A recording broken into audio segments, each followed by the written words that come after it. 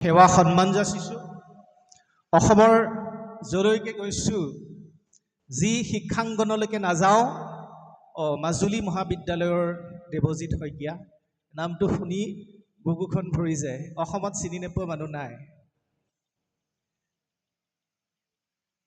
আজি সভাৰ সন্মানীয় সভাপতি মহোদয় ডক্টৰ ব্ৰজেন নেওগ ছাৰ, আপোনাক সেৱা সন্মান যাচিছোঁ।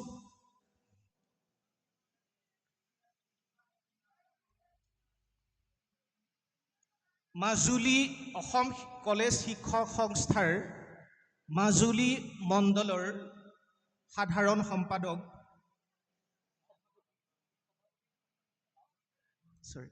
সভাপতি শ্ৰীযুত প্ৰশান্ত ভৰালীদেৱ, বাল্যকালৰ পৰাই তেখেতৰ কোলাত উঠি ডাঙৰ হৈছোঁ, তেখেতক সেৱা সন্মান যাচিছোঁ।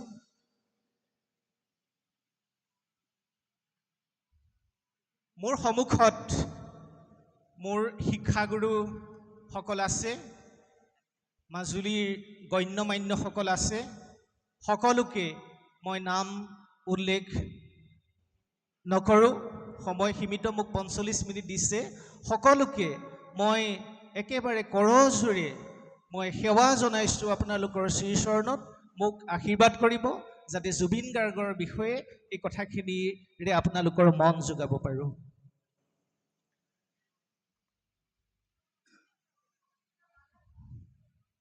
মৰমৰ ছাত্ৰ ছাত্ৰীসকল, আমাৰ জীৱনৰ সৰ্বহ তোমালোকক মৰম যাচিছোঁ। প্ৰেছ সাংবাদিকসকল, আপোনালোকক শ্ৰদ্ধা জনাইছোঁ। ইলেক্ট্ৰনিক মাধ্যমৰ সাংবাদিকসকল, আপোনালোকক শ্ৰদ্ধা জনাইছোঁ। আমি পোনে পোনে বিষয়টো আৰম্ভ কৰিব খুজিছোঁ। বিষয়টো মই লিখিত ৰূপত আনিছিলোঁ, কিন্তু মই পঢ়ি নিদিওঁ, মাজে মাজে যদি প্ৰয়োজন হয় মই পাঠ কৰিম। আজি এই বিষয়টোৰ 4টা 20 শব্দ। আমি বিদ্যায়তনিক কুচকাৱাজ কৰি ভাল পোৱা মানুহ, গতিকে যিকোনো বিষয় বিদ্যায়তনিকভাৱে চাবলৈ মন যায়। এই বিষয়টোৰ 4টা কি ৱৰ্ড বুলি যিটো কয় 20 শব্দ, এটা হ'ল জনকণ্ঠ। জনগণৰ কণ্ঠটো কেনেদৰে এজন কলাকাৰে নিজৰ কণ্ঠ কৰি লৈ জনসাধাৰণৰ বুকুত বহি লয় চিৰদিনৰ কাৰণে, যোৱা কেইদিনৰ অভিজ্ঞতাৰে আপোনালোকে দেখিছে। মই এই শব্দটো ব্যাখ্যা নকৰোঁ। জুবিন গাৰ্গ শব্দটো ব্যাখ্যা কৰিবলগীয়া নাই, জীৱন শব্দটো ব্যাখ্যা কৰিবলগীয়া নাই। জিজ্ঞাসা শব্দটো এইটো হ'ল যে জানিবলৈ উৎসুক, আগ্ৰহ। গতিকে এই 4টা 20 শব্দক লৈ আমাৰ কথাখিনি আৱৰ্তিত হ'ব। প্ৰথমতে মই ক্ষমা মাগিছোঁ, আচলতে মোৰ হাত ভৰি কপাৰ নিচিনাও হৈছে, কাৰণ নিজৰ ঘৰত কথা ক'বলৈ বৰ টান, পৰত কথা ক'বলৈ দিগদাৰ নহয়। এই সন্মুখত ভীষ্ম দ্ৰোণাচাৰ্য সম পিতামহসকলক দেখিছোঁ। তেখেতসকল আমাতকৈ আপোনাক হ'ব জ্ঞানবৃদ্ধ। ঠাকুৰীয়া ছাৰক দেখিছোঁ, ছাৰ সেৱা জনাইছোঁ। ভূঞাদেৱ সেৱা জনাইছোঁ। অজিত শইকীয়া ছাৰ, মই মেৰাগড় উচ্চতৰ মাধ্যমিক বিদ্যালয়ত পঢ়া বিজ্ঞানৰ ছাত্ৰ আছিলোঁ, ছাৰ পোনপটীয়া শিক্ষক, মোৰ সেৱা জনাইছোঁ। সকলোকে সেৱা জনাইছোঁ আৰু মোক আশীৰ্বাদ দিয়ক যাতে এই হাত ধৰি কঁপনিটো অকণমান মই স্থিৰ হওঁ। ভুল ভ্ৰান্তি হ'ব পাৰে, ক্ষমা বিচাৰি থৈছোঁ। প্ৰত্যেক প্ৰতিভাৰ পিছফালে একোটা পূৰ্ব পীঠিকা থাকে। প্ৰত্যেক প্ৰতিভা, প্ৰত্যেক কলাকাৰ, প্ৰত্যেক সাহিত্যিক, প্ৰত্যেক গায়ক, প্ৰত্যেক দাৰ্শনিক, প্ৰত্যেক মানৱ সভ্যতা কম্পমান কৰি যোৱা মহৎ চিন্তানায়কসকলৰ একোটা পৃষ্ঠভূমি থাকে। অসমৰ মাধৱ কন্দলীৰ এটা পৃষ্ঠভূমি আছিল। কি পৃষ্ঠভূমিত ৰামায়ণ অনুবাদ কৰিছিল আমি জানো। কি পৃষ্ঠভূমিত শংকৰদেৱে নিজকে সক্ষম কৰি তুলিছিল অসমক দিবলৈ। কি পৃষ্ঠভূমিত মাধৱদেৱ, কি পৃষ্ঠভূমিত জ্যোতিপ্ৰসাদ, কি পৃষ্ঠভূমিত বিষ্ণুপ্ৰসাদ ৰাভা, কি পৃষ্ঠভূমিত অন্যান্যসকল নিজকে নিৰ্মাণ কৰি লৈছিল।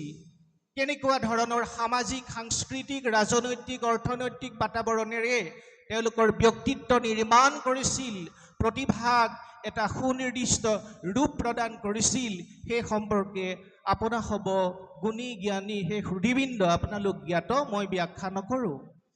আমি যিকোনো বিষয় এটা অধ্যয়ন কৰাৰ আগতে আচলতে মই ভিতৰৰ পৰা ভাবোঁ জুবিন গাৰ্গক বিদ্যায়তনিকভাৱে বিশ্লেষণ কৰিবৰ দৰকাৰ নাই।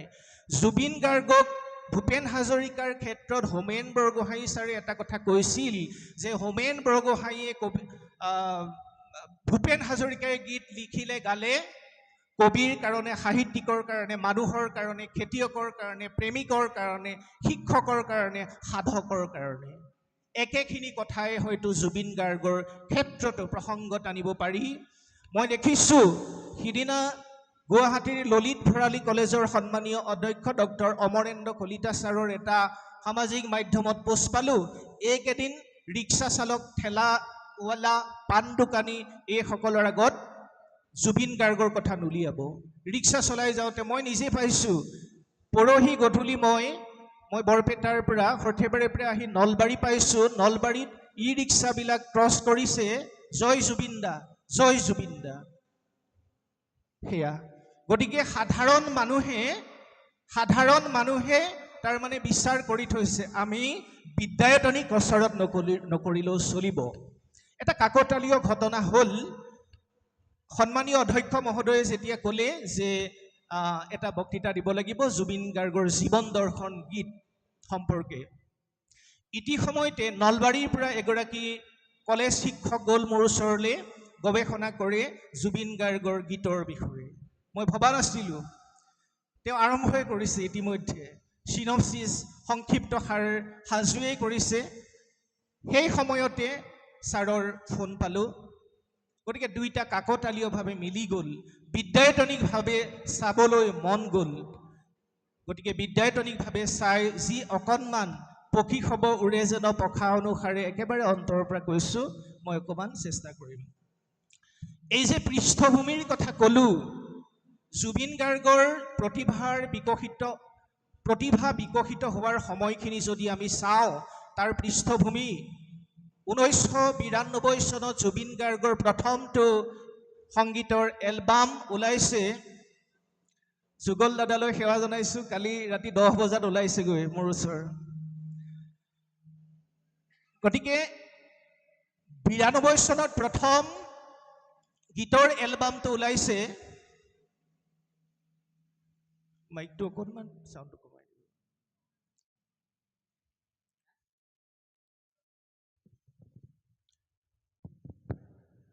কোনখিনি সময়ত, সেইখিনি সময়ৰ পৃষ্ঠভূমি কি, সামাজিক পৃষ্ঠভূমি কি, ৰাজনৈতিক পৃষ্ঠভূমি কি, অৰ্থনৈতিক পৃষ্ঠভূমি কি। জুবিন গাৰ্গৰ যি প্ৰতিভা, এই প্ৰতিভাৰ অন্তৰালত 1991 চনত ভাৰতৰ বিত্তমন্ত্ৰী ডক্টৰ মনমোহন সিঙে গ্ৰহণ কৰা উদাৰীকৰণ, গ্লবেলাইজেশ্যন পৃষ্ঠভূমিত আমি অকণমান বিচাৰি চাব পাৰোঁ। তাৰ কাৰণ হ'ল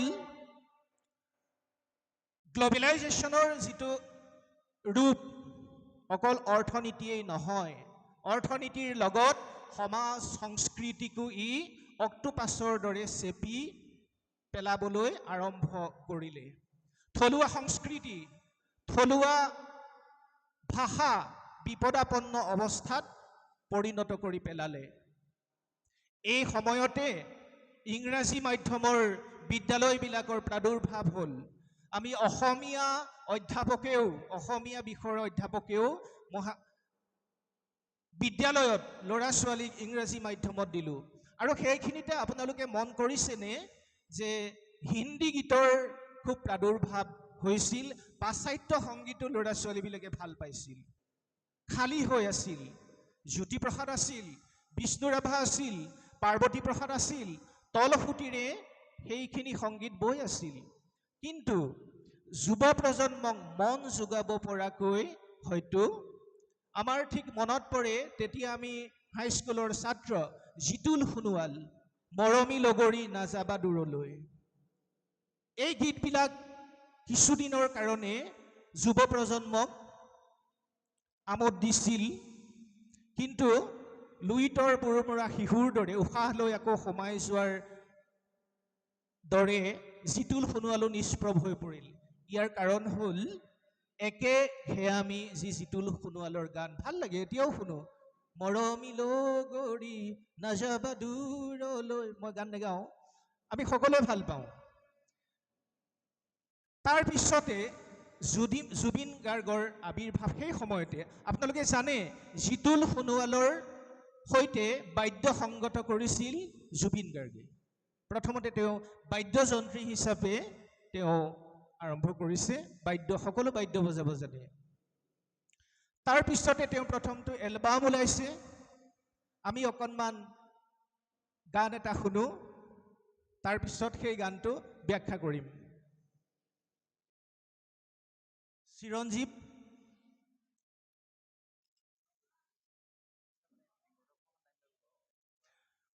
অকণমান সময় ল'ব বোলে, গতিকে আমি অলপ কথা কৈ লওঁ।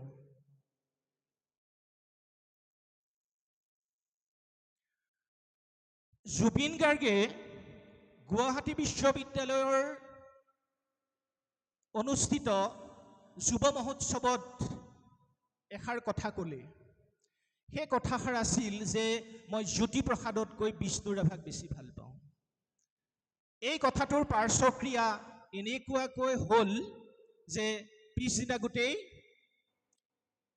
বাতৰি কাগজবিলাকত ওলাল যে জুবিন গাৰ্গে জ্যোতিপ্ৰসাদক ঘৃণা কৰিছে, বিষ্ণু ৰাভাক ভাল পাওঁ বুলি কৈছে। সেইদিনা তেওঁ গীত পৰিৱেশন কৰিলে, সেই সময়তে ল'ৰা ছোৱালী হুলস্থুল কৰিলে কাৰোবাৰ উচতনিত। জুবিন গাৰ্গ গৈ ধাবা এখনত ৰাতিপুৱালৈকে বহি আছে, খুব আঘাত পালে।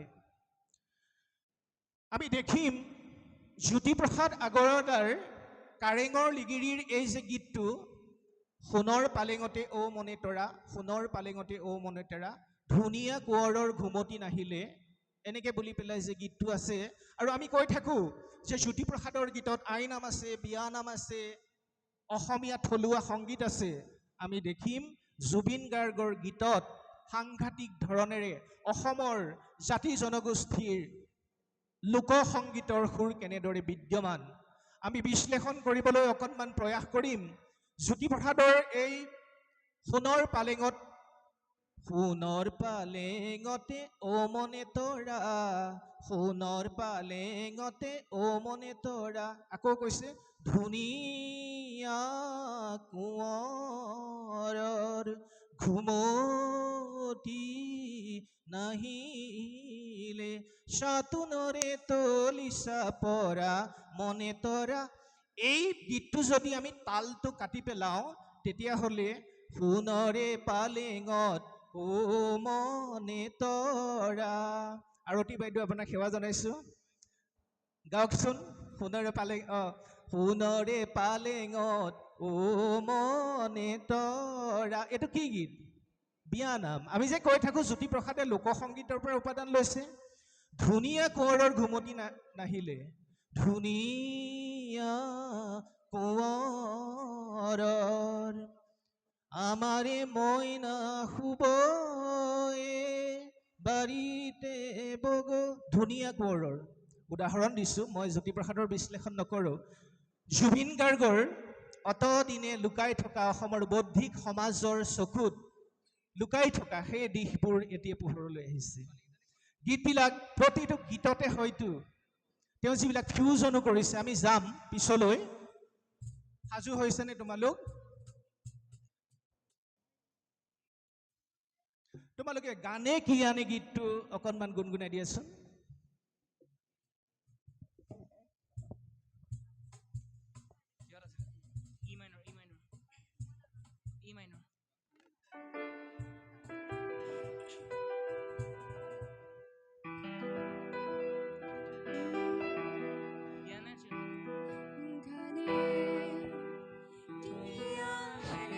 Hello, hello, hello. Hubare, hubare.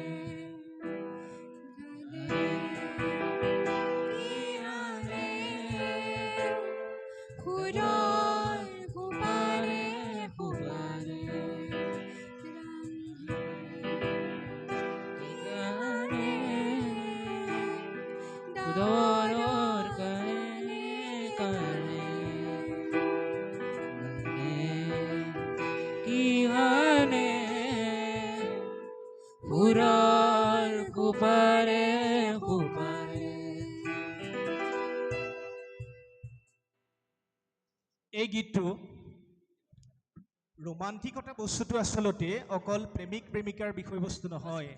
শিশুৰ পৰা বৃদ্ধলৈকে সকলোৰে অন্তৰত ৰোমান্টিচিজিমটো থাকে, ৰমন্যাসিক যিটো ভাৱধাৰা থাকে, আৰু এই ৰোমান্টিক ভাৱৰ অবিহনে জীৱনেই অচল হৈ যাব। যেতিয়াই ৰমন্যাসিক মনোভাৱৰ মৃত্যু ঘটিব, তেতিয়াই জীৱনৰো মৃত্যু ঘটিব। এই গানে কি আনে গীতটো হীৰেণ ভট্টাচাৰ্যৰ তোমাৰ গান বুলি কিতাপখনত আছে। এই গানটো যেতিয়া সুৰ কৰি গালে খুব জনপ্ৰিয়তা লাভ কৰিলে। তেতিয়া জুবিন গাৰ্গ যোৰহাটত আছে, হীৰেণ ভট্ট যোৰহাটলৈ গৈছে, জুবিন গাৰ্গে অকণমান মাননি লৈ গ'ল, আপোনালোকে জানে। তেতিয়া হীৰেণ ভট্টই কৈছে যে মোক নোকোৱাকৈ গানটো কৰিলা। জুবিন গাৰ্গে কৈছে যে আপুনি কিতাপখনৰ নামটো দিছে তোমাৰ গান, গতিকে মোৰ গান বুলি ভাবি পেলাই মই গীতটো কৰিলোঁ। তাৰপিছত হিৰুদাই খুব হাঁহিছে।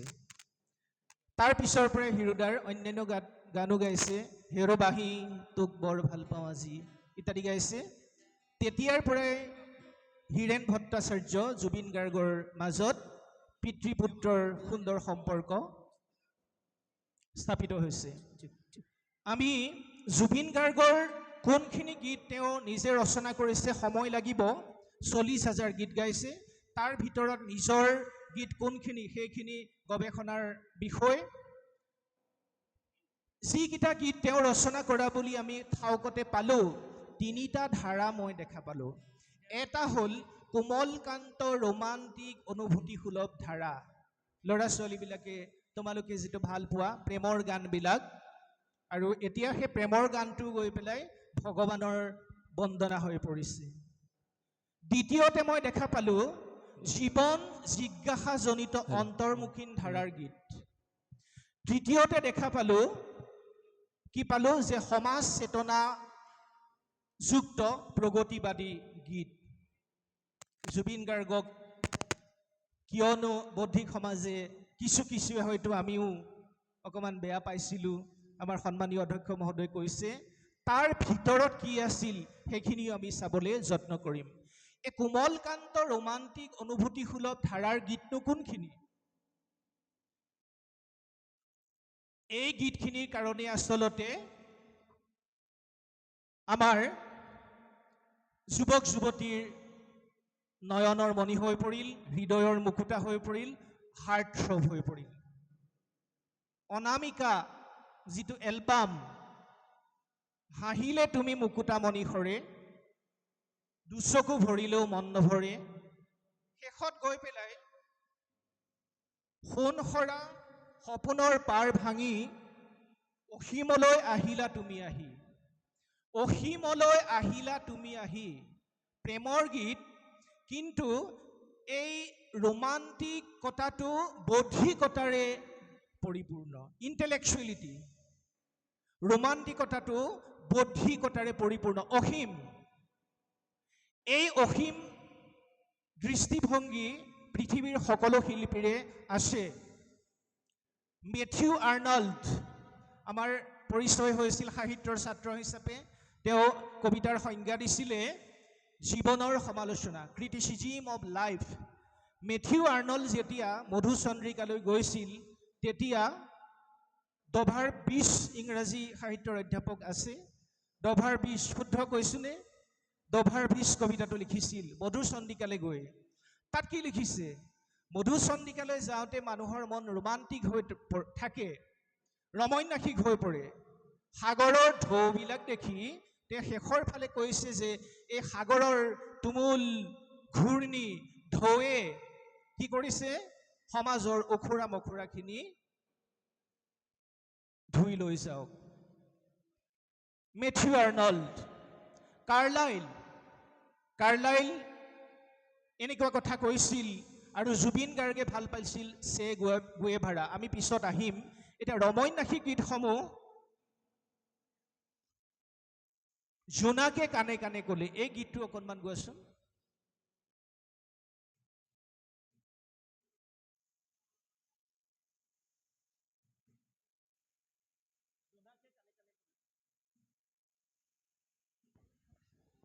হেল্ল' হেল্ল' হেল্ল' হেল্ল'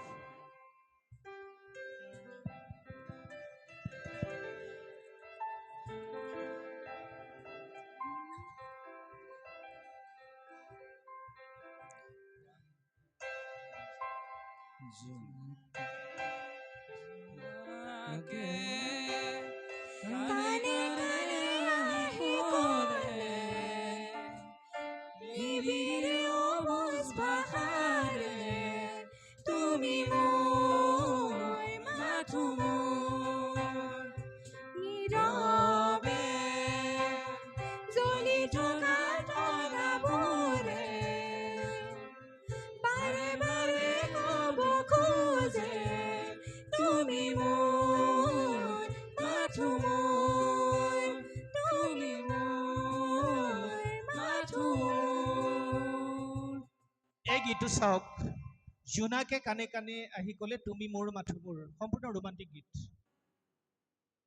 এই গীতবিলাকৰ কাৰণেই যুৱ সমাজৰ হাৰ্টথ্ৰব হৈ পৰিল পোহৰৰে চাকি এতিয়া হিয়া মোৰ চকু মেলি চাওঁতে দাগ কথাছবিৰ বিচাৰিছোঁ কাষৰতে এই গীতবিলাকেই জুবিন গাৰ্গক নতুন পুৰুষৰ মাজত বুকুৰ মাজত স্থাপনা কৰিলে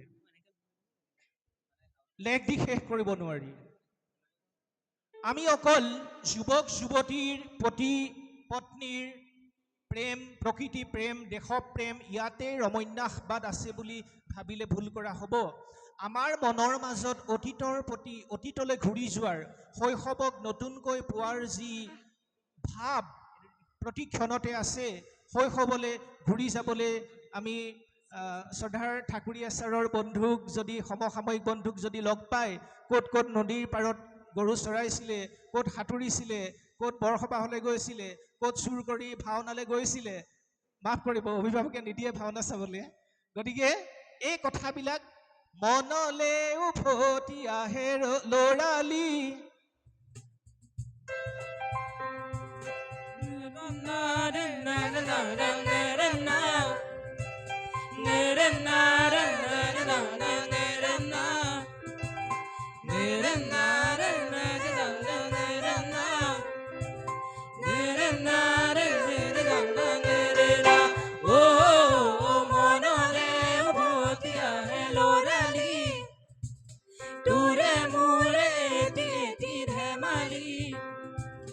আছিলো তোৰে মৰমতে খেলি মোৰো ভাল লাগে জানে শুৱৰি মনলে উভতি আহে ল'ৰালি তোৰে মোৰে এটি ধেমালি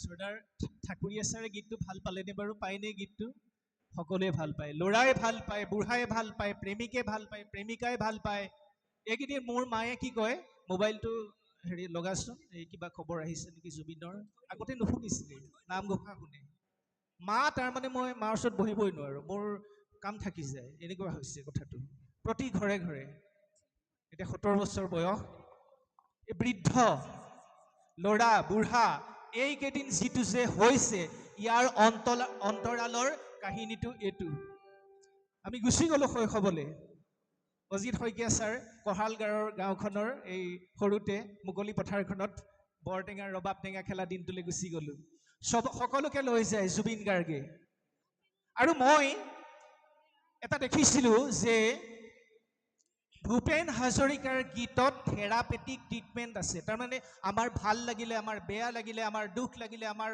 সুখ লাগিলে আমাৰ প্ৰেম আহিলে আমাৰ প্ৰেমত বিচ্ছেদ হ'লে আমাৰ সকলোতে ভূপেন হাজৰিকাৰ গীতে থেৰাপেটিক ট্ৰিটমেণ্টৰ দৰে কাম কৰিছিল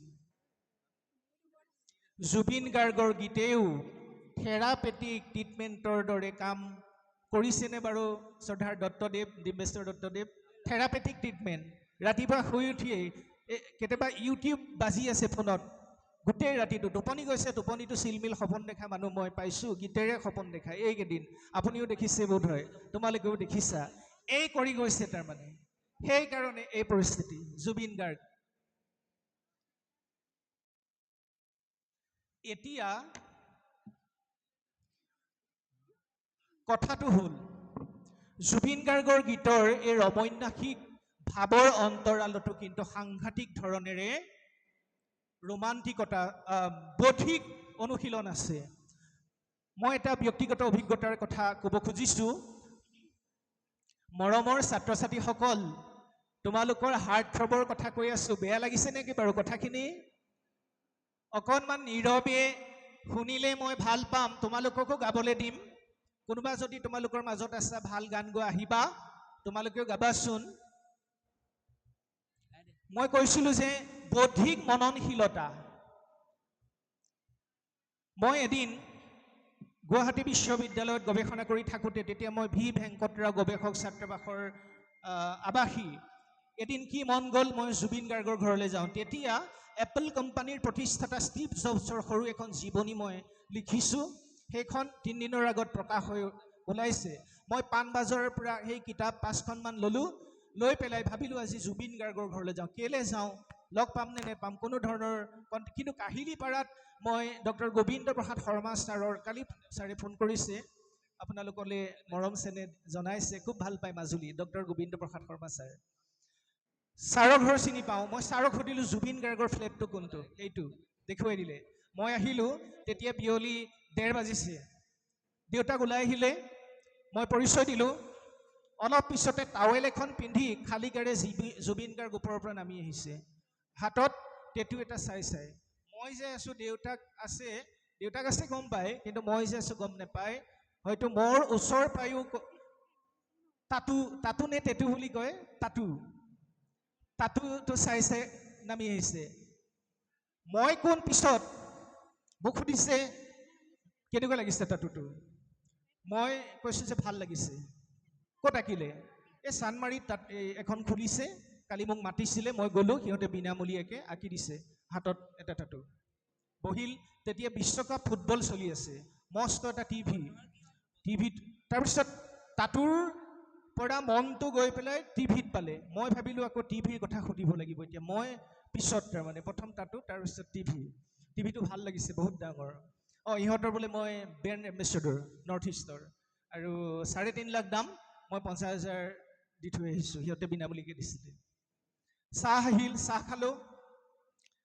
দেউতাকে পৰিচয় কৰাই দিলে এবাৰ। দেউতাকেও মনস্তত্ব গম পায়, কোনখিনিত আলহীক পৰিচয় কৰি দিব লাগে। প্ৰথমতে তাতু গ'ল, টিভি গ'ল, দেউতাকে পৰিচয় কৰালে, নামটো ক'লে, মাজুলীত ঘৰ। মই মাজুলীক ভাল পাওঁ, বছ, মই মাজুলীক ভাল পাওঁ। আপুনিতো লিখিছে মাজুলী এজনী ছোৱালীয়ে দুখ পালে। সঁচাকৈ ছোৱালীজনীয়ে দুখ পাইছিলে নেকি? এই নহয়, মোৰ কল্পনা। ষ্টিভ জবছখন দিলোঁ, ইয়াৰ জীৱনীখন মই পঢ়িছোঁ, 600 পৃষ্ঠাৰ জীৱনী। সেই যে ইংৰাজ সাংবাদিকজন গাড়ীত লৈ মানে সাক্ষাৎকাৰ লৈ ডাঙৰ মস্ত জীৱনীখন, মই চক খালোঁ। মই ভবা নাছিলোঁ যে জুবিন গাৰ্গে কিতাপ পঢ়ে।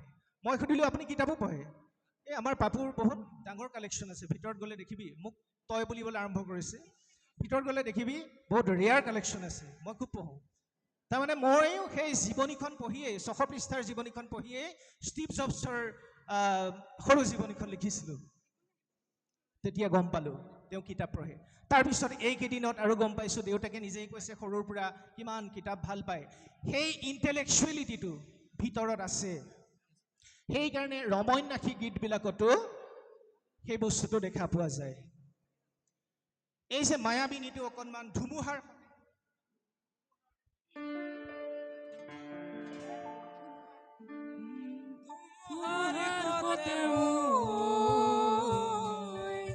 বহু যুগৰে নাচোন,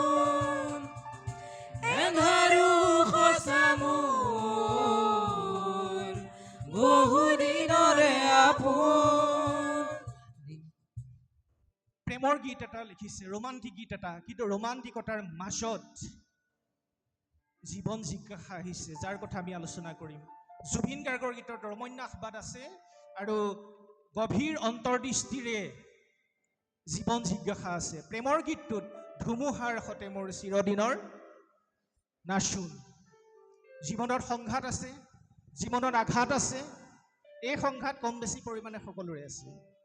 গীতিকাৰসকলে, সাহিত্যিকসকলে, কলাকাৰসকলে মানুহৰ দুখ বুজি পায়। ভূপেন হাজৰিকালে মনত পেলাওক, এই যে বিমূৰ তমূৰ নিশা তিমূৰ মৌনতাৰ সূতাৰে ভূঞাদেৱ মাজতে আছে দূৰৰ আৰ্তনাদৰ শুনো এনেকে বুলি পেলাই সংগ্ৰাম শুনো বাটৰ নে ঘাটৰ আছিলে পুৰুষ নাৰীৰ অতি মধুৰ মুহূৰ্তক এটাক তেওঁ কলা ৰূপ দিছে মাজতে একো দূৰৰ আৰ্তনাদ শুনিছে সেই আৰ্তনাদ কাৰ শোষিতৰ বঞ্চিতৰ নিপীড়িতৰ মই যে কলো মেথিউ আৰ্নল্ডে মধু চন্দ্ৰিকালে গৈ দভাৰ বিষ লিখিছে সাগৰৰ ঢৌৱে সমাজৰ পংকিলতাবিলাক ধুৱাই লৈ যাওক জুবিন গাৰ্গে প্ৰেমৰ গীতটোৰ মাজতে এই ধুমুহাৰ সতে মোৰ বহু যুগৰে নাচোন ধুমুহা প্ৰত্যেকৰে জীৱনত ধুমুহা যেতিয়া জন্ম হলো ধুমুহা আৰম্ভ হল শেষ কেতিয়া হ'ব যিদিনা শ্মশানলৈ যাম জুবিনৰ এই ৰমন্যাসিকতাৰ মাজত যিটো বৌদ্ধিকতা এইটো অতি সাংঘাতিক বস্তু ৰীতা চৌধুৰী বাইদেউৰ সৈতে শেহতীয়া সাক্ষাৎকাৰটো নোচোৱা অসমৰ জনগণ নাই ছাত্ৰ ছাত্ৰীসকলে তোমালোকে চাইছা আপোনালোকে চাইছে তাত নাথিংনেছৰ কথা কৈছে নিটছে মই এটা প্ৰবন্ধ লিখিছিলোঁ আমাৰ অসমত অলপতে এমাহমান হৈছে নিটছে জাৰ্মানী দাৰ্শনিক তেওঁক বিশ্ববিদ্যালয়ৰ পৰা পঠিয়াই দিয়া হৈছিল বাট বিষ আছিল আৰু তেওঁৰ যিটো থিংকিং এই থিংকিংটো কণ্টেম্পৰেৰী দাৰ্শনিকে ভাল পোৱা নাছিল ভাল নোপোৱাৰ কাৰণে তেওঁক এঘৰীয়া কৰিছিল তেওঁ কিতাপ লিখিলে কিতাপবিলাক আকৌ কাগজৰ মন্দ কৰিবলৈ কাগজৰ উদ্যোগলৈ পঠিয়াব লগা হ'ল বাছেল ইউনিভাৰ্চিটি কাষতে ৰুম এটা ভাড়া কৰি পিছত নিজৰ গাঁঠিৰ পইচা কেইটামান আছিলে বিয়া পাতিবলৈ বিচাৰিছিলে বেচেৰাই ইমান গভীৰ দাৰ্শনিকজনক কোনো গাভৰু ওলাই নাহিলে চিৰদিন নিসংগ শেষৰ 10 বছৰ তেওঁ কেটেটনিক ষ্টেজত আছিল এই যে এই শূন্য নাথিংনেছ জেংৰাই 1963 অজিত বৰুৱাই কৈছে ভাবি চালে লিলিমাই এই জীৱনত একো নাই জীৱন অসাৰ একো নাই এই অসাৰত কিন্তু সাৰ এটা আছে সেইটো হ'ল কৰ্ম জুবিন গাৰ্গে কৈছে মই মই মৰালৈকে পাৰফৰ্ম কৰি মৰি যাম পাৰফৰ্ম কৰি মৰি গ'ল সেয়াই হ'ল সাৰ আমি যি গীতাৰ যি কৰ্মযোগ জুবিনৰ দৰ্শনত এই যে জিজ্ঞাসা বুলি পেলাই শব্দটো গীতাৰ কৰ্মযোগ আছে উপনিষদ আছে গোটেই ভাৰতীয় দৰ্শনটো আছে লগতে পাশ্চাত্য নিটছে দৰে দাৰ্শনিকৰ কথাখিনিও আছে নাথিংনেছৰ কথা আৰু তেওঁ এটা মেটামৰফচিছ বুলি কবিতা এটা লিখিছে আপোনালোকে পাইছে মেটামৰফচিছ কাফকাৰ এটা গল্প চেলছত কাম কৰা ল'ৰাটো ৰাতিপুৱা শুই উঠা নাই দেখিছেগে পোকলে ৰূপান্তৰিত হৈছে ইংৰাজীৰ কোন আছে বাৰু ফ্ৰানছ কাফকা হয়নে ইংৰাজীৰ অধ্যাপক সন্মানীয় মোৰ ভুল হৈছে নেকি ফ্ৰানছ কাফকাৰ এটা গল্প আছে পোকলে ৰূপান্তৰিত হৈছে তাৰপিছত মাক দেউতাকে কথা পাতিছে যে এইটো নমৰাও হ'ল নিজিয়াও হ'ল আমি ফুৰিবলৈ যাব নোৱাৰা চাওক নিজৰ চেলছত কাম কৰা ল'ৰাটোৱে যাক ৰুটি যোগাইছিলে সেই ল'ৰাটো বিচনাত শুই আছে শুই থাকোঁতে ৰাতিপুৱা দেখিছে প্ৰকাণ্ড এটা এই মেটামৰফচিছ লৈ পেলাই কবিতা লিখিছে তাৰমানে ইংৰাজী নপঢ়িলে সাহিত্যৰ গভীৰতালৈ নগ'লে কাৰো সাধ্য নাই ইমান সুন্দৰ এটা কবিতা তাৰমানে জুবিন গাৰ্গৰ সাংঘাতিক ধৰণৰ বৌদ্ধিকতা আছিল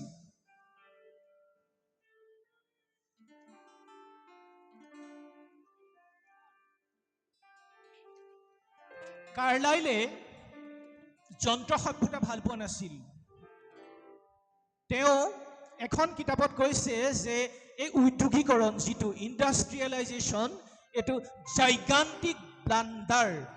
জাইগান্টিক ব্লাণ্ডাৰ বুলি কৈছে যন্ত্ৰ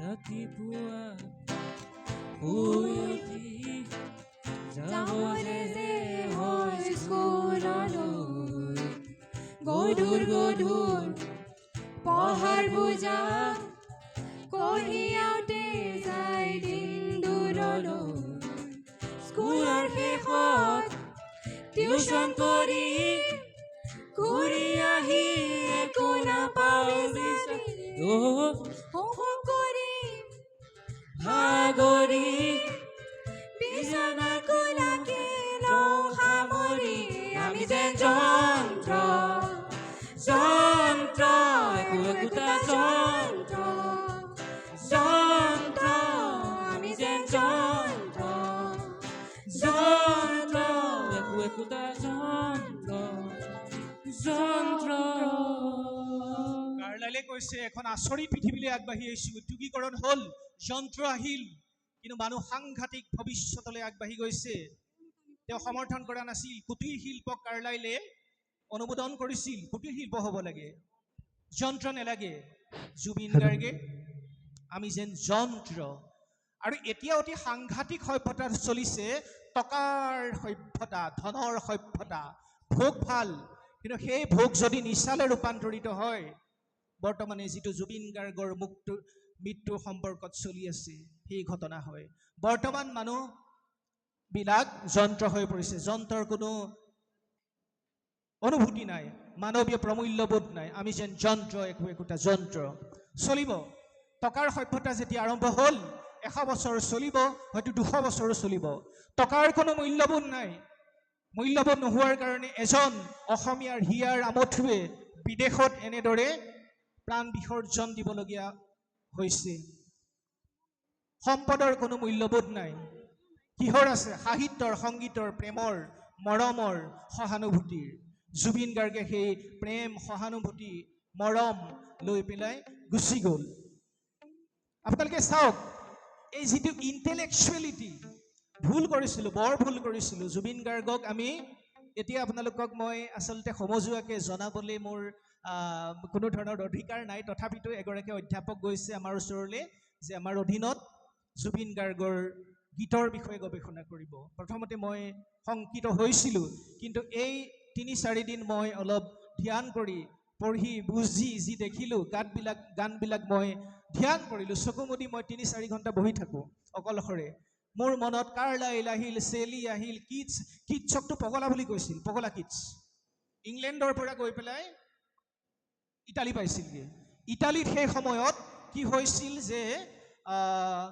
মুছলমান তুৰ্কীসকলৰ বিৰুদ্ধে ইটালিয়ানসকলে যুদ্ধ দিছিল বাইৰন গৈ পেলাই ইটালিয়ানসকলৰ লগ লাগি তৰোৱাল লৈ পেলাই যুদ্ধ কৰিছিলগৈ কবি সেইকাৰণে পগলা বাইৰন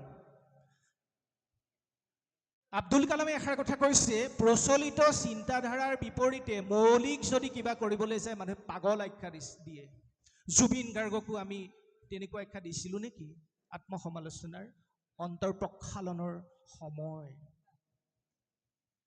পৃথিৱীত কি ঘটি আছে দৰকাৰ নাই জুবিন গাৰ্গে বিচাৰিছিল নিজৰ অন্তৰত কি ঘটিছে নিজৰ মগজুত কি ৰসায়ন সেইকাৰণে জাপি লৈ আহিছিল যে পি কলেজলৈ দুপাত 2 ৰঙী জোতা পিন্ধিছিল কৈছিল যে মই আৰম্ভ কৰিছোঁ এতিয়াতো চলি গৈছে 20 বছৰৰ পিছত আৰু এটা অভিজ্ঞতা কৈছোঁ মাফ কৰিব যেতিয়া মই সেইদিনা গৈছোঁ চাহ এটা খালোঁ ল'ৰা এটাই এই যে চাহ বাগানৰ ল'ৰা এটা আছে অকণমান টেমা এটা চিকমিকি আছে টেমাটো দিলে জুবিন গাৰ্গে লৈ পেলাই ওঠত ল'লে তাৰমানে চাধা খোৱা দেখিছোঁ চাধা লৈছে বেলেগ একো নাই তাৰপিছত এনেকৈ আছে জুবিন দা আপুনি চাধা খায় দেউতাক বহি আছে ময়ো খাওঁ পাপুও খায় যি কৰিছে লোক ঢাক নকৰাকে কৰিছে আমি ভণ্ড অন্ধ শাসক ভণ্ড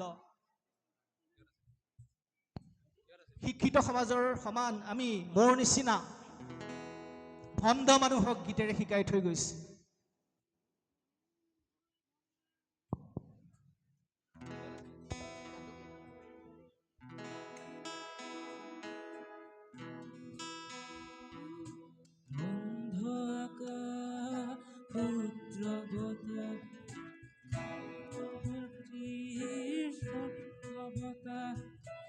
অন্ধবনৰ বন্ধ কোঠাত হিংসু প্ৰেমৰ মুক্ত প্ৰকাশ মুকুতি আজি দেখো দিশে হাৰা হৈ ৰয় দিশে দিশে চলে মাথো মৃত্যুৰ মৃত্যু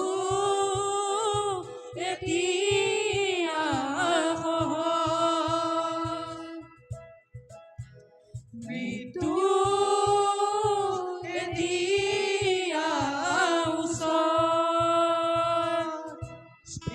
কবি গাৰ্থিয়া লড়কা, শুদ্ধ উচ্চাৰণটো গাৰ্চিয়া লড়কা নেকি, আমি গৰ্থিয়া লড়কা বুলি কওঁ। মই MA পঢ়ি থাকোঁতে এখন ৰচনা লিখিছিলোঁ গৰ্থিয়া লড়কা।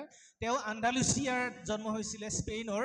আৰু আপোনালোকে জানি ভাল পাব ৰবীন্দ্ৰনাথক স্পেইনত খুব ভাল পায়। আজিও স্পেইনৰ কবিতা ৰবীন্দ্ৰ প্ৰভাৱ আছে, সাংঘাতিক। এই কথাটো ময়ো নাজানিছিলোঁ, বেছিদিন হোৱা নাই জনা। স্পেইনত খুব ৰঙিয়াল দেশ, সুমথিৰা ভাল পায়, সাৰগৰুৰ যুঁজ হয় যে, ইউটিউবত আছে, তোমালোকে চাবা। আচ্ছা, স্পেইনৰ কবি, জনগণৰ কথা কোৱা, জনগণৰ শোষণ শাসন দুৰ্নীতিত মজি থকা জনসাধাৰণৰ মুক্তিৰ কথা কোৱা গাৰ্চিয়া লড়কাই মৃত্যুৰ 3 দিনৰ আগত বন্ধু এজনক কৈছিল, 3 দিনৰ পিছত মোক শত্ৰুৱে হত্যা কৰিব আৰু মোৰ শৱটো বিচাৰি নাপাবা। জুবিন গাৰ্গৰ গীতত মৃত্যু চেতনা ইমানেই প্ৰবল, ৰবীন্দ্ৰনাথৰ গীততো আছে, মৃত্যু তুহু মম শ্যাম সমান। হীৰেণ ভট্টও কৈছে মৃত্যু এটা শিল্প, জীৱনৰ কঠিন শিলত কটা নিৰ্লোভ ভাস্কৰ্য। জুবিনৰ গীতত মৃত্যু চেতনা ইমান আছে, আপোনালোকে, মই এতিয়া উদাহৰণ নিদিওঁ, মৃত্যু এতিয়া সহজ। মৃত্যুৰ উপলব্ধিৰে কি কৰে জানানে তোমালোকে? জীৱনৰ গভীৰতাক বিচাৰি চোৱা যায়। আমাৰ যে জীৱনটো ক্ষণস্থায়ী, কিন্তু ক্ষণস্থায়ী জীৱনত আমি মহান যদি কিবা কৰোঁ, কিন্তু সেই মহান আকৌ ভাও ধৰি ভণ্ড হৈ, আমাৰ দৰে ভণ্ড হৈ কৰিলে নহ'ব।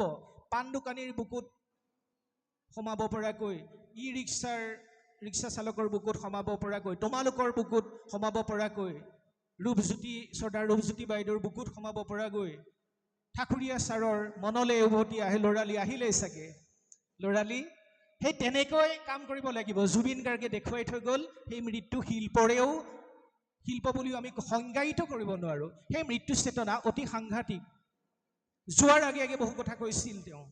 মোৰ হস্তাক্ষৰ আৰু কিবা 2 লাইনমান অসমৰ প্ৰতি ঘৰে ঘৰে থাকিব লাগিব বুলি কৈ থৈ গৈছে, ৰীলবিলাকত পাইছোঁ, সঁচা নে মিছা নাজানো। আৰু তেওঁ মৃত্যুৰ কথা খুব কৈছিল, গৰ্থিয়া লড়কা। আৰু জুবিন গাৰ্গৰ গীতত নিজৰ ব্যক্তিত্বটো সাংঘাতিক ধৰণে আছে। এইটো কবিতাটো আমি পাওঁ, ৰঘুনাথ চৌধাৰীৰ ঘৰত কাম কৰা জিকা ফুলি বুলি ছোৱালী এজনী আছে, তিৰোতা এগৰাকী আছিল। তিৰোতাগৰাকীৰ জীয়েক হ'ল তৰাফুলি। তৰাফুলি তেতিয়া পিউবাৰ্টি পোৱাই নাই, তোলনি হোৱাই নাই।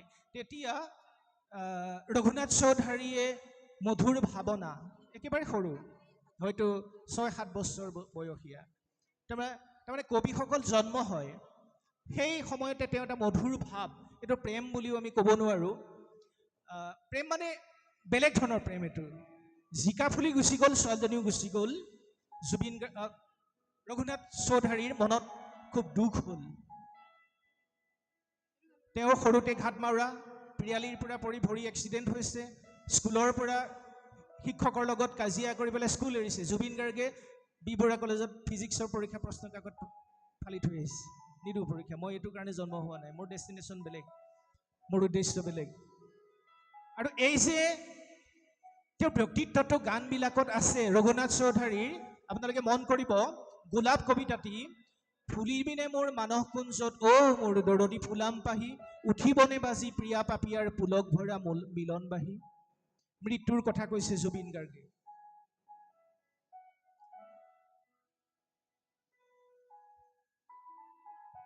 এন্ধাৰ হ'ব নোৱাৰো,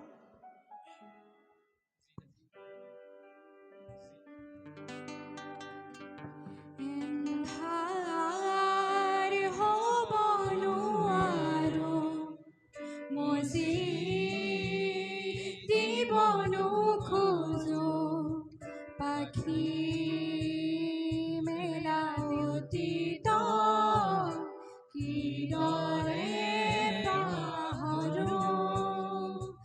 এন্ধাৰ হ'ব নোৱাৰো, মজি দিব নোখোজো, পাখি মেলা অতীত কিদৰে পাহৰো। পোহৰ বুলি জীয়ালো, মনে মনে প্ৰাণতে, হাতেৰে ঢুকিলো পুৱা জনৰে ছবি। পাখি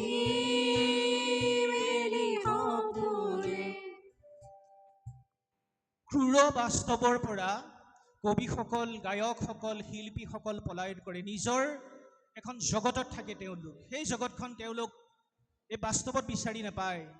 সেইকাৰণে তেওঁলোক এন্ধাৰ হ'ব নোৱাৰি অতীতলৈ গৈ শান্তি লাভ কৰে। কোৱা হয় যে প্ৰথম প্ৰেমৰ সুবাস মুহূৰ্ত কেতিয়াও মানুহে নাপাহৰে।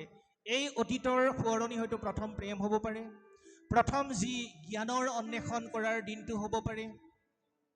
আব্দুল কালামে এখন কিতাপৰ ৰেফাৰেঞ্চ দিছিল, আউট অফ ডাৰ্কনেছ।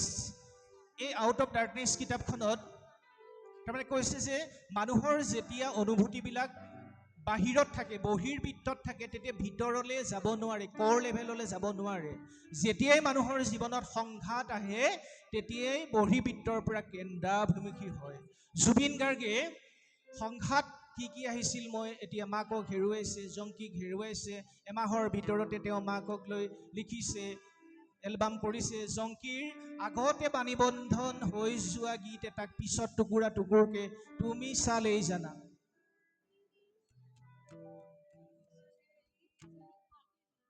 তুমি চালেই জানা, তুমি চুলেই জানা। আহি যোন মোৰ সন্মুখতে সেমেকা চকুলো দুগালতে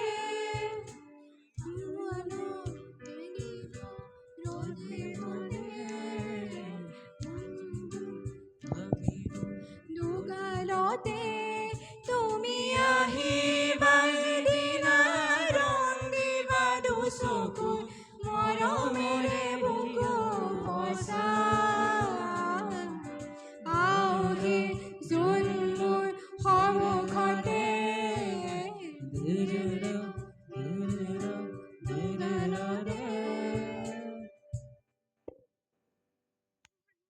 টি.এছ. এলিয়টে বোলে মন কৰিব কেনেকৈ মেথিউ আৰ্নল্ড, কেনেকৈ ডভাৰ বিচ, কেনেকৈ চেলি, কেনেকৈ বাইৰন, কেনেকৈ নিটছে, ফ্ৰেডেৰিক নিটছে ৰসায়ন হৈ আছে জুবিনৰ গীতত। টি.এছ. এলিয়টে ঐতিহ্যৰ প্ৰতি মহাবিষ্ট হ'বলৈ কোৱা নাই, ঐতিহ্যক শ্ৰদ্ধা কৰি বৰ্তমানৰ পৰিস্থিতিটো তুলি ধৰিবলৈ কৈছে। জুবিন গাৰ্গৰ গীতত টি.এছ. এলিয়টৰ এই কথাষাৰৰ তেওঁ কৰোঁ বুলি কৰা নাই। তাৰমানে পৃথিৱীৰ হাই থিংকাৰসকলৰ মনটো একেই। তেওঁলোক বেলেগ জলবায়ুত উপজে, বেলেগ ভাষাগোষ্ঠীত উপজে, বেলেগ নৃগোষ্ঠীত উপজে, বেলেগ ভূখণ্ডত উপজে, কিন্তু ভিতৰৰ এই যে পৰম শক্তিৰ অংশ বুলি পেলাই মই ধৰ্মীয় দৃষ্টিভংগীৰে কোৱা নাই, বিজ্ঞানৰ পৰম শক্তিৰ অংশ স্ফুৰণ হৈ থাকে মাজে মাজে, একোজন পঠিয়াই থাকে। ভগৱান বুলি কোনোবাই কৈছে, সেইটো বিজ্ঞানৰ ভগৱান। পৰম শক্তিৰ পৰা স্ফুলিংগ আহি আছে, অস্থিৰ হৈ থাকে, ৰেষ্টলেছনেছ, চেঞ্জিভিটি, যিটো স্পৰ্শকাতৰ, ৰেষ্টলেছনেছ। সৰুৰ পৰা দেউতাকে কৈছে এটা সাক্ষাৎকাৰত, সৰুৰ পৰা সি ৰেষ্টলেছনেছ, একে ঠাইতে বহি থাকিব নোৱাৰে, অস্থিৰ। এই অস্থিৰতা, সৃষ্টিশীল লোকসকল অস্থিৰ। এই যে টি.এছ. এলিয়টে ক'লে যে ঐতিহ্যক আমি গৌৰৱ কৰি থাকিলে নহ'ব, ঐতিহ্যৰ পৰা প্ৰেৰণা লৈ বৰ্তমানৰ পৰিস্থিতিটো অধ্যয়ন কৰি আমি বাদ দিব লাগিব। সেই বাদটো কোনে দিব? দাৰ্শনিকে দিব, সমাজতাত্ত্বিকে দিব। গতিকে জুবিন গাৰ্গে সমাজতাত্ত্বিক হৈ, দাৰ্শনিক হৈ, ৰাজনীতিবিদো হৈ, মই ৰাজনীতি মানে মই আমাৰ বেলত বাকচৰ ৰাজনীতি কোৱা নাই, এৰিষ্টটলৰ যিটো ৰাজনীতি, প্লেটোৰ যিটো ৰাজনীতি সেইটো কৈছোঁ। শান্তি দিয়া, মুক্তি দিয়া, ঠাৱনি পৰা নাই, ঠাৱনি পাব পৰা নাই বৰ্তমানৰ এই ক্ৰমক্ষীয়মান সমাজত। অসমীয়া নকয়, মাম্মা পাপ্পা দেত্তি, ল'ৰাৰ নাম ৰাখিছে গিলবাৰ্ট। এই 90 দশক 91 দশকৰ পিছৰ পৰা বেছি দেখা গিলবাৰ্ট, এলফি, সেইবোৰ নাম। জুবিন গাৰ্গে মই ভাল পাইছোঁ, সন্মানীয় অসমৰ মাননীয় মুখ্যমন্ত্ৰী ডাঙৰীয়াই এটা প্ৰেছ ৰিলিজ কৰিছে যে জুবিন গাৰ্গ থকা হ'লে হয়তো আগন্তুক দীপাৱলীত বৰপেটাৰ আতচবাজি ফুটাবলৈ ক'লেহেঁতেন। মই নিজেও ফুটাম আৰু আপোনালোকেও ফুটাব। আমি অকল সমালোচনা কৰিলেই নহ'ব, সমালোচনাৰ অধিকাৰ তেতিয়াহে পাম যদি আমি প্ৰশংসা কৰোঁ। জুবিন গাৰ্গে এই সৰু সৰু মানুহবোৰক ভাল পাইছিল, অসমৰ কথা ভাবিছিল শান্তি দিয়া মুক্তি দিয়া শান্তি দিয়া মুক্তি দিয়া সোণৰ অসম ৰচিবলে সেউজী দিয়া শস্য দিয়া চিৰকাল ফুলিবলে গুলি বাৰুদ ধোঁৱা উৰুৱাই নিৰপৰাধ শিশু কলোৱাই ঘৰে ঘৰে মৰম নচুৱাই কিনো পালা তুমি কিনো দিলা কোৱা শান্তি দিয়া মুক্তি দিয়া সোণৰ অসম ৰচিবলে সেউজী দিয়া শস্য দিয়া চিৰকাল ফুলিবলে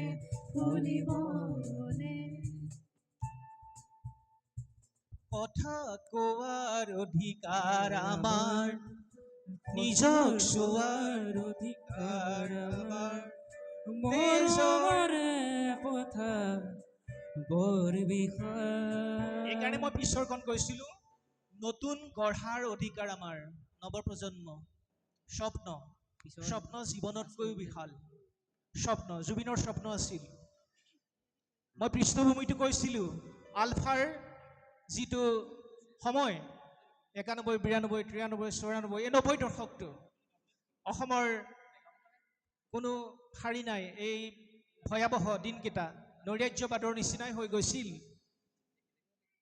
নহয়নে গতিকে এই এফালে উগ্ৰপন্থী দমন আনফালে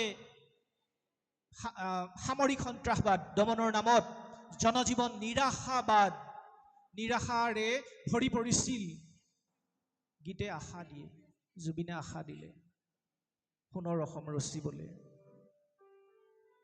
সোণৰ অসম শব্দটো বেজবৰুৱাৰ পৰা আহি আছে জুবিন গাৰ্গে তাক ধৰি সপোনটো চুৰমাৰ কালামে কৈছে যে তোমাৰ বয়স যিমানেই নহওক য'তেই নাথাকা সপোন নেৰিবা ভুল কৰিব পাৰা ভুল মানৱীয় ভুলটো স্বীকাৰ কৰি লৈ ভুল কৰিলে মানুহটো বেয়া হৈ নাযায় যীশুখ্ৰীষ্টই মদ খাইছিল ঠাণ্ডা দেশ মদ খাইছিল বুলি যীশুখ্ৰীষ্ট বেয়া নেকি সুৰাপান কৰিছিল যীশুখ্ৰীষ্টই যেতিয়া তেওঁ শিষ্যসকল গোট খোৱা নাই মই শ্বেক্সপিয়াৰৰ এখন জীৱনী লিখিছিলোঁ অনুবাদো কৰিছোঁ টেলছ ফ্ৰম শ্বেক্সপিয়াৰ তাত মই লিখিছোঁ পাতনিত যে সেই যুগতো তাৰমানে যীশুখ্ৰীষ্টৰ যুগত মহৰ ভোজ ৰন্ধা হয় ৰুটিবিলাক মহৰ জোলত তিয়াই খায় যীশুখ্ৰীষ্ট তাৰমানে জ্ঞানালোক পোৱাৰ আগৰ কথা সেইটো সুৰাপান কৰে ঠাণ্ডা দেশত কথা গতিকে আমি বেয়া পাইছিলোঁ জুবিনক এই প্ৰায়শ্চিত্ত কৰিব লাগিব এনেদৰে এয়া কেৱল আনুষ্ঠানিকতাৰে নহয় এয়া অন্তৰৰো অন্তৰতমেৰে আমি নিজকে জুবিন গাৰ্গৰ চিন্তাৰে আদৰ্শেৰে প্ৰেৰণাৰে আশাৰে আগুৱাই যাব লাগিব যাৰ যি কাম নিষ্ঠাৰে মই শিক্ষক নিষ্ঠাৰে মই শিক্ষকতা মই গৱেষক নিষ্ঠাৰে গৱেষণা কৰা আজি পিছে কিমান নিষ্ঠাৰে মই এই লাগবান নাইকিয়া দুআষাৰ কিন্তু এই মহৎ ব্যক্তিজনৰ বিষয়ে সন্মানীয় ডক্টৰ দেৱজিৎ শইকীয়া আপোনালোক ভাগ্যৱান ৰুচুৱে কৈছিল যে শাসক হোৱা আছিল দাৰ্শনিক কবি এইসকল য'ত সৌন্দৰ্য থাকে এই প্ৰশাসকজন আপোনালোকে পাইছে মই যেতিয়াই আহোঁ নতুন কিবা এটা দেখিলোঁ আজি লাইব্ৰেৰীত দেখিলোঁ নিজে নিজে কিতাপ আনিব পাৰে এইটো কি বুলি কয় হয় মই কোনো মহাবিদ্যালয়ত দেখা নাই আমাৰ বিশ্ববিদ্যালয়তো নাই গতিকে তাৰমানে সৰু এটা উদাহৰণ তেখেতৰ আদেশ পালন কৰি আহিলোঁ আপোনালোকৰ সন্তুষ্ট অথবা বিতুষ্ট মই কেনেকৈ জানিম কাৰ মনৰ কথা কোনে জানে হয়তো ভাবি আছে চাগে কিনো কৈছে হয়তো ভাবিছে চাগে বৰ ভাল কথা ক'লে গতিকে মই দুইটাৰে দোমোজাত থাকি এটা উৎসুকতা লৈ গুচি যাম আপোনালোকে মোক মৰম কৰিব মৰম পঠিয়াই থাকিব ৰাতি সাৰ পালেও মাজুলীলৈ মনত পৰে সঁচা কথা মই কাগজত লিখিছোঁ এখন সভা নাই অসমৰ প্ৰায়খিনি মহাবিদ্যালয় বিশ্ববিদ্যালয়ত বক্তৃতা দিবলৈ মাতে মই মাজুলীৰ প্ৰসংগ নোলোৱাকৈ বক্তৃতা আৰম্ভ নকৰোঁ মই মাজুলীৰ সন্তান সঁচাকৈ কালিৰ পৰা মৰম থ'বলৈ ঠাই নাইকিয়া হৈছে ৰাতিপুৱা এফালে গৈ পেলাই কন্দা কটা 28 বছৰৰ পিছত লগ পাইছোঁ যি প্ৰথম লেখাৰ প্ৰশংসা কৰিছিল আৰু তেতিয়া কৈছিল আপোনালোকক আত্মশ্লাঘা কৰি জনাইছোঁ উচ্চতৰ মাধ্যমিক প্ৰথম বৰ্ষত থাকোঁতে দৈনিক জনমভূমি দীঘল এটা প্ৰবন্ধ ওলাইছিলে তেতিয়া ছিনিয়ৰ বা এগৰাকী এই কমাৰগাঁৱৰ কৈছিলে যে এতিয়াই ইমান সুন্দৰকৈ ওলাইছে তুমি সময়ত কি হ'বাগৈ এইটো তাৰমানে আনপ্ৰেডিক্টেবল একো হোৱা নাই আজি সেই কথাটো মই 28 বছৰ মনত লৈ আছিলোঁ আজি সেই কথাটো মই ক'লোঁ মাকেও কান্দিছে তেওঁ কান্দিছে কমাৰগাঁৱত ঘৰ বাইদেউগৰাকী যুগলদা কালি ৰাতি 10 বজালৈকে তাৰমানে আৰু থাকিলেহেঁতেন 3মান বাজিলহেঁতেন কিন্তু মই বৰ জোৰ কৰি পঠিয়াই দিছোঁ আপুনি যাওক ঘৰত দৌৰি আছে ভাত খাবলৈ গতিকে মাজুলীৰ মৰমৰ তুলনা নাই কান্দি থাকোঁ মনত পৰি থাকে এতিয়াও মাজুলী মাজুলী সেইফালে জেংৰাই মুখেদি আহিছোঁ মাজুলীৰ প্ৰকৃতি সেউজীয়া দেখিয়েই অন্তৰ ভৰি আছে আৰু ইয়ালৈ আহিলে মই যাবলৈ মন নাযায় আজি ল'ৰাটিয়ে ফোন কৰিছে পিতা সোনকালে আহা মই তেতিয়া ভাবিছোঁ মইতো নেযাওঁ চাগে থাকি যাম এনেকুৱা এই মাজুলী 7 বছৰ ধৰি পেলাই নামনি অসমত আছোঁ এই কালি এখন সভা আছিলে বনগাঁৱত শংকৰদেৱ শিশু নিকেতনৰ মুকলি সভা তাত উদ্বোধক হিচাপে মাতিছিলে তাতো একেবাৰে কোলাত লোৱাৰ পৰা মানুহ পালোঁ তাৰমানে থ'বলৈ ঠাই নাই মৰম সেই সুধীবৃন্দ আপোনালোকক পুনৰ মই পূবৰ পৰা পশ্চিমৰ পৰা উত্তৰৰ পৰা দক্ষিণৰ পৰা অন্তৰৰ অন্তৰতমৰ পৰা মই প্ৰণাম জনাইছোঁ ছাত্ৰ ছাত্ৰীসকলে ইমান সময় ধৈৰ্য ধৰি কথাখিনি মই জাষ্ট চিন্তাৰ আঁত এটা মই অনুশীলন কৰিছোঁ তোমালোকে প্ৰবন্ধ লিখিবা এই বিষয়ে ভৱিষ্যতে গৱেষণা কৰিবা কিমান দূৰ মন যোগাব পাৰিলোঁ নাজানো হয়তো ত্ৰুটি বিচ্যুতি হৈছে পৰম জ্ঞানৰ অধিকাৰী একমাত্ৰ ব্ৰহ্ম জ্ঞানৰ অধিকাৰী ব্ৰহ্ম আমি মাত্ৰ নৰমনিছে সামান্য অকণমানো তাক লৰাব নোৱাৰোঁ এই আমাৰ সামান্য নিহকীন একেবাৰে অন্তৰতমৰ পৰা কৈছোঁ মোৰ বুকুখন ধপহকৈ মাৰিছে যেতিয়া ঠাকুৰীয়া ছাৰক দেখিছোঁ ভূঞাদেৱক দেখিছোঁ অজিত শইকীয়া ছাৰক দেখিছোঁ শেষত ওলাইছেহি তাৰমানে মোৰ হাত ভৰি কঁপিছে তাৰমানে ভীষ্ম দ্ৰোণাচাৰ্যৰ পিতামহ সকলো মোৰ এজন বন্ধু মোৰ অধীনত PhD কৰিছে আপোনালোকক মই এষাৰ আধা মিনিটত কৈ দিওঁ কথাটো আমাৰ তাৰমানে ব্ৰজাৱলী ভাষাটো কৃত্ৰিম ভাষা বুলি পেলাই মহেশ্বৰ নেওগ ছাৰ সত্যেন শৰ্মা ছাৰে অসমীয়া সাহিত্যৰ ইতিহাসত কৈ থৈ গৈছে মোৰ ওচৰলৈ মোৰ সহপাঠী যোৰহাটৰ চিনামৰা কলেজত কৰে তেওঁ চিনপচিছ এখন লৈ গ'ল যে এইটো কৃত্ৰিম ভাষা নহয় শংকৰদেৱৰ নিজা ভাষা মই নাই নহ'ব এইটো মোৰ ভয় লাগিছে ডক্টৰ মালিনী গোস্বামী বাইদেউক মাতি আনিলোঁ মোৰ গৱেষণাগুৰু বাইদেৱে বোলে এই কথাটো আমি ভাবোঁ নগেন শইকীয়া ছাৰক ফোন কৰিলোঁ বোলে ময়ো প্ৰাসংগিক দেই জুবিন গাৰ্গৰ লগত প্ৰাসংগিক আছে নতুন চিন্তা নগেন শইকীয়া ছাৰে ক'লে 1972 চনত মই এখন ৰচনা লিখিছিলোঁ সকলোৱে তাৰমানে এই কথাটো গুৰুত্ব নিদিলে তেতিয়া ভাবিছিলোঁ এদিন গৱেষণা হ'ব ওলাব গুৱাহাটী বিশ্ববিদ্যালয়ৰ MIL ডিপাৰ্টমেণ্টৰ এজন তত্ত্বাৱধায়কে পৰীক্ষা কৰিছিল থেচিছখন এখন দিল্লী বিশ্ববিদ্যালয়লৈ গৈছিল ডক্টৰ ৰত্নোত্তমা দাস বিক্ৰম আপোনালোকে জানে দুইজনে একে ৰিপৰ্ট পঠিয়ালে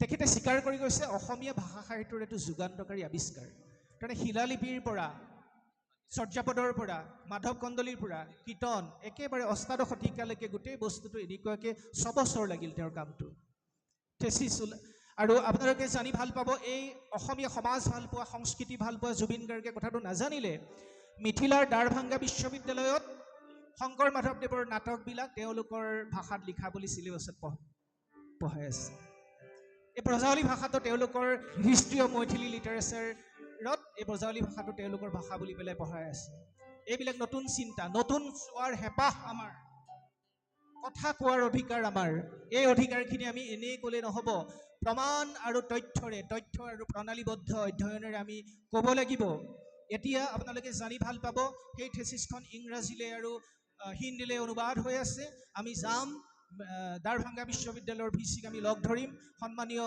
মুখ্যমন্ত্ৰী ডাঙৰীয়াক আমি অনুৰোধ জনাম এই যে বৰগীতৰ পিছফালে ব্ৰজাৱলী কৃত্ৰিম ভাষা বুলি পেলাই পৰিচয় আছে সেইখিনি যাত সময় লাগিব আপোনালোকে সহায় কৰিব লাগিব মই প্ৰথমতে যিটো সন্দেহ আছিল বহুতৰে হয়তো সন্দেহ হ'ব এই কৃত্ৰিম ভাষা বুলি পেলাই আৰু মৈথিলী ভাষাৰ ওপৰত আধাৰিত বুলি পেলাই যিহেতু জুবিন গাৰ্গে অসমীয়া ভাষা ভাল পাইছিল সমাজ ভাল পাইছিল জুবিন গাৰ্গে এষাৰ কথা কৈছিল যে সেইদিনা এটা সাক্ষাৎকাৰত দেখিলোঁ দামী দামী গাড়ী লৈ ধুনীয়া পোছাক পিন্ধি যেতিয়া যাব তাত যেতিয়া শুনিবগে লোকগীতৰ সুৰ বিয়া নামৰ সুৰ আই নামৰ সুৰ মই সেইবিলাক কৰি আছোঁ এই যে কাৰ্বি গীত এটা কাৰ্বি গীত ফিউজনবোৰ সেই ফিউজনবোৰ এনেই নহয় তাৰমানে লোক সংস্কৃতি আধাৰিত গতিকে এই কামখিনি আমি অনন্য একক কাম যাৰ যি সামৰ্থ্য মোৰ ক্ষুদ্ৰমান চেষ্টাৰে একক কাম অনন্য কাম নতুনক চোৱাৰ হাবিয়াস কৰি পেলাই আমি আগবাঢ়িব লাগিব পুনৰ সেই হৃদয়বৃন্দ মোক আশীৰ্বাদ কৰক অজানিত জানিত ভুল ত্ৰুটি আপোনালোকে মাৰ্জনা কৰিবই লাগিব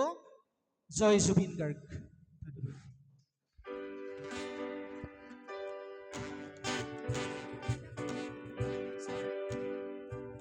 ইতিমধ্যে আমি পাখি মূল বক্তাৰ মন পাখি লগা মোৰ মন পাখি মেলি যাউৰি উৰি পাখি মেলি যাউৰি ধন্যবাদ জনাইছোঁ